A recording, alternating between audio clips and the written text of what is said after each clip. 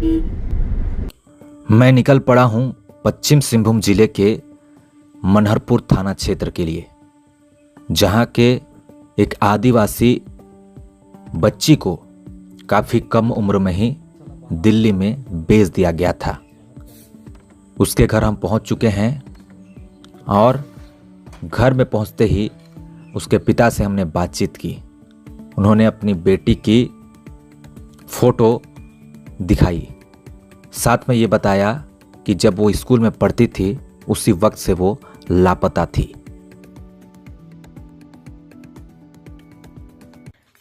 क्या नाम है आपका? राम सिंह। गांव? हाकागोई। बेटी का क्या नाम?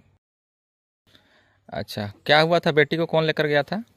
वो मेरा बेटी को दूसरा कोई लड़की यहाँ से ठक ठुक करके ले गए हैं। कौन सा साल में? लगभग 12 ईस्वी में सर। 2012? हाँ, 2012 में सर। अच्छा, तो आपको जानकारी नहीं हुआ कौन लेकर गया अच्छी तरह से? अच्छी तरह से पता ठीक नहीं लगा, इसलिए हम लोग उसको खोज पांज नहीं किए। कितना साल थी लगभग उम्र उसका उस समय? उसका उम्र स्कूल पढ़ते थे? हाँ, 5 में पढ़ रहा था। 5वीं क्लास में पढ़ रही थी? इतना छोटा उम्र में? हाँ। बाप रे। फिर आप लोग खोजबीन नहीं किए कहाँ गई? नहीं खोज पांच किए हैं, कहाँ खोजने जाओगे, खोजबे नहीं किए। कोई जानकारी मिला अभी तक कहाँ है बेटी? नहीं, जानकारी नहीं मिला। पिताजी से काफ़ी लंबी पूछताछ के बाद हमने बताया कि उनकी बेटी दिल्ली में एक घर में काफ़ी लंबे समय से काम कर रही है। नई लड़की का तो पता चल गया है ना, वो है दिल्ली में, और इसीलिए हम लोग आए हैं आपके पास। उसको लाना होगा करके, है ना? तो क्या चाहते हैं, लाना है कि नहीं? लाना है। आपका घर में कितना है अभी लोग? हम लोग बेटा बेटी? बेटा 2 है। हाँ। बेटी तो वो शादी हो गई है। अच्छा, इसी गाँव में मतलब 2 बेटी थी? हाँ, 2 बेटी 2 बेटा। अच्छा, और अभी आपकी पत्नी? वो गुजर गई। कब?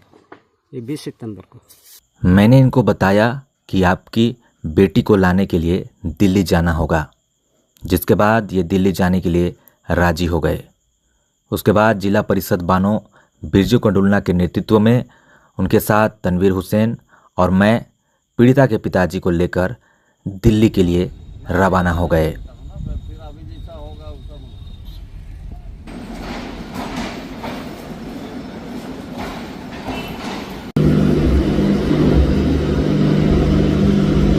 दिल्ली पहुंचने के बाद हम निकल पड़े उस जगह को ढूंढने के लिए जहां हमें ये जानकारी मिली है कि वो पिछले 12 साल से एक घर में है। काफ़ी मेहनत के बाद हम उस जगह पर पहुंचने वाले हैं। लोकेशन की जानकारी हमें मिल चुकी है और हम उस गली तक पहुंच चुके हैं जहां हम सुबह को पहुंचने वाले हैं। जुड़े रहे हमारे साथ, किस तरीके से आगे हम आगे की कार्रवाई करते हैं। यह है दिल्ली का ईस्ट पंजाबी इलाका और इसी इलाके में वो मकान है जहां पर वो पिछले 12 साल से है। आप तस्वीरों में देख सकते हैं। इस मकान से हमें कल किसी भी हालत में रेस्क्यू करके उसे बाहर लाना है। सुबह के लगभग 10 बज चुके हैं और हम निकल पड़े हैं पंजाबी बाग के लिए, जहां से हमें आज उस आदिवासी लड़की का रेस्क्यू करना है। मगर उससे पहले हमने ईस्ट पंजाबी बाग के थाने में इस पूरे घटनाक्रम की जानकारी दी है और साथ ही पुलिस से मदद भी मांगा है। पुलिस ने हमें ये बताया कि आपको अगर किसी भी प्रकार की दिक्कत आएगी तो हमें फ़ोन करें। जिसके बाद हम निकल पड़े उस घर पर सीधी बातचीत के लिए, ताकि हम जो है उसे किसी तरीके से बातचीत करके घर ले जा सकें। मगर यहाँ मामला कुछ और ही हो गया। घर के सामने पहुंचकर हमने सबसे पहले मालिक मालकिन को ये जानकारी दी कि हम आपके घर के बाहर हैं और उसके पिताजी अपनी बेटी को लेने के लिए आए हुए हैं। कितने देर तक आइएगा आप?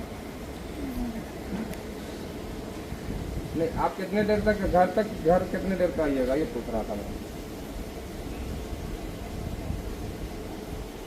ठीक है, ठीक है, मैं यहीं पे हूँ, आप आइए। काफ़ी देर के बाद हमें घर के अंदर बुलाया गया और हमने घर के अंदर पहुंचकर उनसे बातचीत करने की कोशिश की, मगर वहां पहुंचते ही उस लड़की ने अपने पिता को ही पहचानने से इनकार कर दिया और उस घर के मालिक मालकिन के द्वारा भी हमें फटकार लगाकर वहां से भगा दिया गया।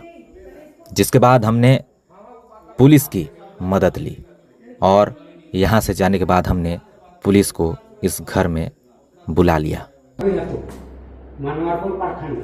वो भैया कुछ भी हो सका तो बचा दो पापा की, तुम नहीं, काम सर, छोड़ सही बात है आपका कहना। काम छोड़ दो, अपना एड्रेस देके जाओ, मैं अपना पहुंचा दूंगी लड़की को। नहीं, आपको नहीं, पहले इसको हाँ करने दो। हाँ, वो बात लड़की ने बोली तो मैं इत्मीनान से बात कीजिए, इत्मीनान से मेरा बात कीजिए। उसका झारखंड से आए हुए सब लोग